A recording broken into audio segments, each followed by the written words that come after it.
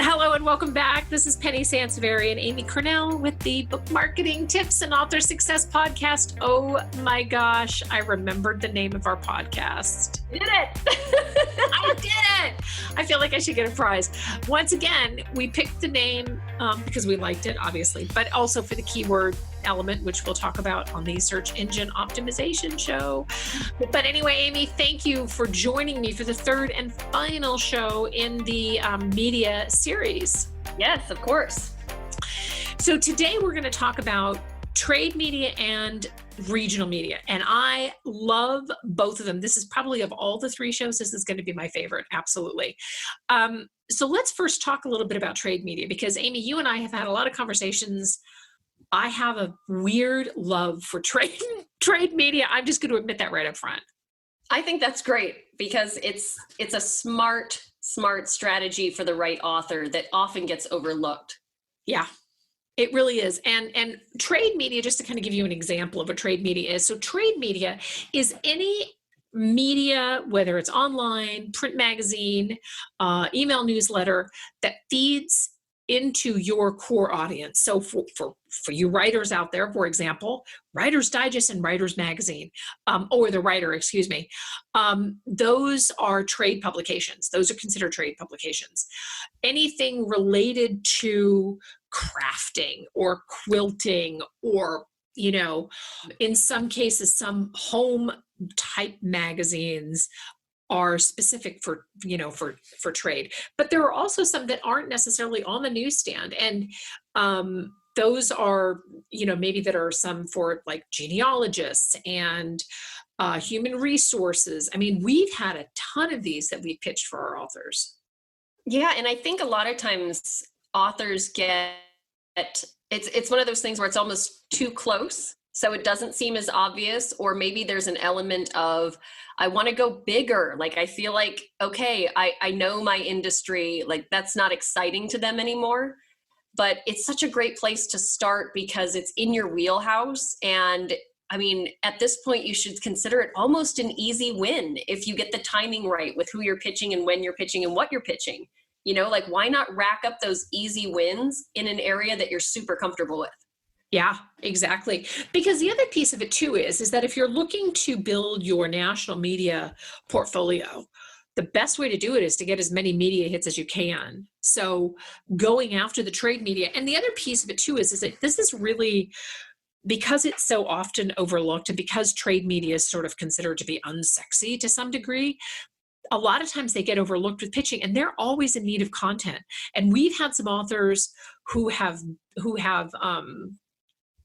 gotten invited to write articles, to write, for, just even to have their own column in the publication.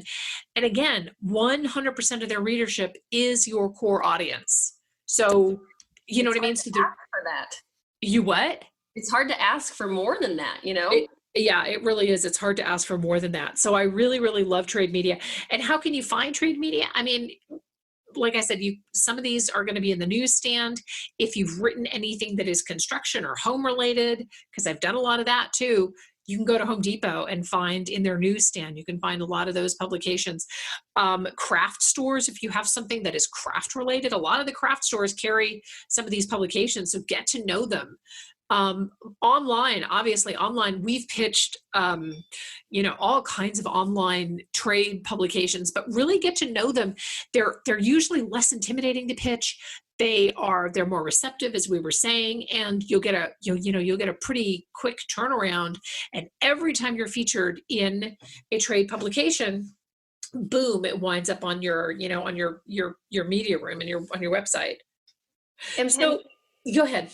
No, I was going to ask you about maybe less obvious connections to trade publications. Is this something, if you've written about a topic that is very closely related to a particular, trade publication topic or anything like that, do you have a chance? I mean, I'm thinking, for example, if you do something on organization or something like that, if you've written about organization or kind of getting organized, can you pitch to those craft magazines or things like that, like people that would potentially be able to use what you have to say in a less obvious way? Yes, that's a great, I'm so glad that you mentioned that. So you don't necessarily have to be a quilter or a crafter to pitch a craft magazine. You could pitch them because you have something that ties into what they're, and especially the topic of getting organized, which I personally love the topic of getting organized because I'm creative and I'm not very organized. So I guess I, I really run like, oh, I this think it's something we aspire to.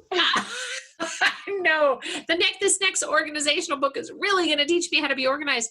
But everybody battles with that, right? If you're a crafter, you probably have pieces of fabric or whatever all over. So if you can create something that speaks to that specific audience, no, I think that's a fabulous idea. In fact, this goes back actually, Amy, before your time, but not before you were born, because I just said that and I'm like, oh, I'm not that old. But before before you joined us, that I worked with an author who wrote a book about her father's time as a coal miner. And I pitched it to a coal mining newsletter that went out to coal miners all over the country. And they loved it because it was this really cool, her father had, passed on, but it was this really cool story about his years as a coal miner. And coal mining, and specifically, is such a very, it's a very unique, they're very unique people, right? They're tough, and it was a fascinating read, right? About how her father, worked, and the coal miners and stuff like that. And so that was the tether. She didn't necessarily have anything to do with coal mining except through her dad, and they loved it. So sometimes there's a connection that you may kind of have to make for the publication. But as I said, it's great to get your feet wet. And if you're going to get your feet wet, if you're going to make your mistakes, I mean, I hate to say that because we're all going to make mistakes when we get into media. It's going to be less critical. It's going to be less awful if you do it in smaller venues, for lack of a better term. No, that's very true. I think that's smart because honestly, there's only so many different ways you can approach a trade publication, only so many different angles you can use versus bigger media that potentially, you could generate probably a handful of different angles that you could probably speak to. But trade is going to be really specific. So it helps you focus. It gives you an idea of, so start with your most obvious ones and give those a shot. And I think you're very right to say that it's excellent practice because these are not people that you have to worry about oh my gosh, I screwed it up, I can never talk to them again. The reality of it is you either have an in with them and they see why it makes sense, or you don't. So do it anyway, give it your best shot, and learn from the experience whether it's a yes or a no. Yeah, no, that's absolutely, that's very, very true. I think it's great to get your feet wet. And as well, if we're going to segue into local media, I adore local media. And I really push authors to consider doing local media anytime their book comes out. And we do a lot of local media here, right? We do. I think we definitely see success with it with our more creative authors, people that really get what thinking outside of the box means. And I think the authors that have really done their due diligence to really understand who their reader market is beyond just reading, if that makes sense. They really understand what these people do in their daily lives, what makes them tick, what they have going on. They really understand their demographics. Those authors tend to do really well with local media. Yeah, no, that's very, very true. And the thing to remember about local media is that you have, your local television, obviously, your local newspapers. There may be some online portals, right, that you can gain access to. But local media really loves their local authors. And it's a matter of figuring out what the story is. In some cases, if you have a local event, that's a great way to get local media. And actually, I've told authors this many, many times. I love doing book events, so don't take this the wrong way, but sometimes my main reason for planning author book events is to get them into more local author media because they really, really love featuring local authors. The other thing to not overlook, and so many authors overlook this because you go to the grocery store and you see these little newspapers in the stack and you think, oh, I'm not going to grab, whatever. I don't know if that's really worth my time. Let me tell you that it is.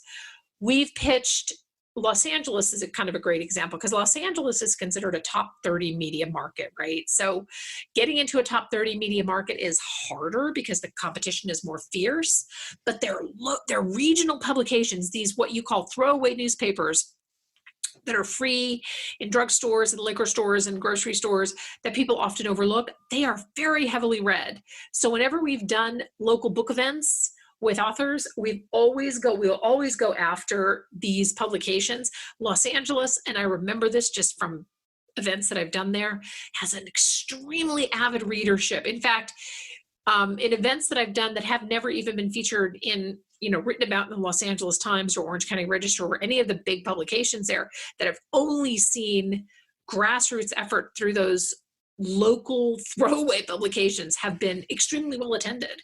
So don't overlook those, because those are really creative ways to get in front of your reader, in front of more people. And doing, sometimes doing book events locally is great. The other thing that you can do too with local media is, if you have something that's visual, especially morning shows, right, as opposed to just being a talking head, if you have something that's more visual, so a craft or something like that, offer to demo it on the air, right? Because Amy, you've mentioned that you've seen that on your local stations too. Oh, all the time. Yeah, we're in the Nashville area, and I make a point to watch some of our local morning shows because it's great for getting ideas. Because you get close to what you know, and watching how other small businesses and local businesses are using local media, even when it has nothing to do with a book, can be really inspiring. It's like, oh, okay, I can do that. Children's authors, Penny, specifically, I think a lot of people forget that it doesn't always have to be about your book specifically, because your book will benefit from it. But, a children's author doing, you mentioned a craft, or doing some sort of presentation, or doing something that still relates to their main character or what their book is about, whether it's about children dealing with feelings, with bullies, with friends, about adventures, find a really creative way to still get your brand across without it always necessarily focusing on like, okay, I have to sit there holding my book by my face and talking about how wonderful it is, because nobody actually wants to see that. Right, exactly. And that's the other thing too, is that, don't push your book. Never, ever. And in fact, I have a blog post. I don't know if it's current. I think it's a little older, that talks about never, ever sell your book. Always sell what the book can do for the reader. Because at the end of the day, that's what the media cares about, is they care about their audience, as they should. And you should also care about your the people that you're reaching. You want to seem informative and engaging and bring something unique to the table and to these interviews. And I'm telling you right now, you will be surprised when you start to get into your local media, how many times you also get asked back too. That's a really good point. And I love what you said about the local magazines and newspapers and such, because I read ours. And I'll be honest, there are a lot of times where I'm like, oh my gosh, this has to be filler content. They must have needed something, and they just didn't. It's true. And they just didn't have enough. Or you're reading through it, Penny, and you're like, wow, this edition is really ad heavy. Because again, they just didn't have enough content, but they're still going to put it out. So, just speaking back to the opportunities and how those are not throwaways, anybody that reads theirs on a regular basis, I'm sure you've had those moments too, where you're like, okay, ads. Oh, here's an article finally, Yeah. It's like, be that person that helps them fill it with more content because they are hungry for it. Well, and they have a much shorter deadline too. And, speaking of content, let me give you a little tip. If you have a book event, call the assignment desk the day of your book event. So maybe you've notified your local media, and you specifically television shows, and maybe they didn't respond to you. I cannot tell you how many times this has happened to me when I'm promoting a local author event. On the day of, I'll contact the assignment desk and say, hey, just wanted to remind you, blah, blah. And they'll be like, oh my gosh, we had somebody back out of an interview. I'm shocked at how many people back out of interviews on the day. And sometimes, people get sick or stuff happens, like, I get it. But 3 minutes on air is really a lot to fill. Let me tell you, it's a lot to fill with just chatter. And sometimes if you have a book event and you haven't gotten any media love, or you're listening to this and you're like, oh my gosh, I forgot to notify my local media, I have something coming up. notify your local media. Even now, a lot of things have been moved online. As long as it's free to attend, the local media will cover your event. So that's just a quick little tip that hopefully you can use to drive more people to your book event. No, I love that. And using the online options to promote events too that are free. You just have to submit, Yeah. Most publications, most local papers, obviously there are Facebook events. That's getting more and more popular now. I do a lot of my local event searching on Facebook just because it's such an easy way to get information about what's going on. And I will say, to be candid, if somebody bothers to go on Facebook and is using social media in a smart way, I have a little more faith in how that event is going to turn out, Oh, for sure. Is this really worth my time? Well, this person bothered to do a really smart, thoughtful, engaging event post on Facebook for it. I think it is worth our time, So utilizing all of those free opportunities too, when you have anything worth bragging about or announcing, is also a really smart way to go about it. Well, and I'll tell you what too is, and I realize now we've sort of gone into talking about events, which we should definitely do a separate show on, but Nextdoor. So Nextdoor, and Amy, you and I have discussed that. So this is a neighborhood app that you can put on your phone, but it's also a website. So nextdoor.com. And I've actually had media people tell me that they follow stories on Nextdoor and events and things like that, and they get story ideas from there. So if you have a book event coming up, or you're doing an online anything or whatever, again, has to be open to the public. Post it on Nextdoor, because a lot of times you'll find that media will notice it and they look for stories there. So just a couple of tips to do some local stuff. I love grassroots. I love local. I mean, there's nothing, I would never say no to being on a big morning show. And I would never encourage an author to say no being on a big morning show, but we all kind of have to start somewhere, and trade and local is just a great place to get your feet wet. 100%. And it shows that I think it shows a very thoughtful human side of an author as well, that they're not solely focused on big, which can be kind of unreachable, to some degree. Like there's that distance between your readers and yourself on just these big, massive platforms. But I think there's something very personal about doing really well locally and in trade that really enhances your overall brand perception as well. Well, and the other thing though too, and you address this, is that, when you sit down in that chair, and I've had both national and regional interviews, and let me tell you what, it's intimidating, right? You sit down in that chair, there are wires everywhere, big lights on you. You're hoping you remember to put on your lipstick, right? And all of a sudden you're on, right? And I do a lot of public speaking, and let me tell you what, I get nervous every time I do media, and I don't do a ton of it anymore right now, but I always get nervous. The best place to get your feet wet is local media. And they know this too. Like, they're not expecting you to be, you want to practice what you're going to say. You don't want to show up and be a mess, right? But it's a really good way to get your feet wet. And a lot of, local media they don't have quite the same expectations as a big national show would, where you really have to be good. Because sometimes I'll watch the big morning shows, and you can tell when somebody is when the interviewer is having to kind of pull the interview out of the guest, right? Where they weren't quite as prepared. And that's an awkward experience for the viewer. Oh yeah. Yikes. I know, it really gets to be kind of an awkward experience. So focus on some local stuff. Again, national's a great way. I hope that the shows have been really helpful for you in terms of, how you want to go after national, or if you want to pivot to regional, or if you've done a lot of regional and you want to turn your attention more to national. I hope the shows have been really helpful. I know we get so excited about these topics. We're nerds, where we should have called the show Book Nerds, because we really are. I'm sorry, Amy, I just called you a nerd. That was totally okay. I embrace it. Okay. But we get so excited about these topics, and we love sharing this information. So I hope the show has been helpful. Thank you so much for tuning in. Any feedback, questions, input, ideas, We would love them. We would love your reviews. Please review. I know I keep asking for that. I sound like I'm looking for a prom date. I'm kind of looking for a prom date, everybody. Just kidding. Really review the show on iTunes. Thank you so much for tuning in. This is Penny Sansevieri and Amy Cornell, and we wish you much success. Bye-bye.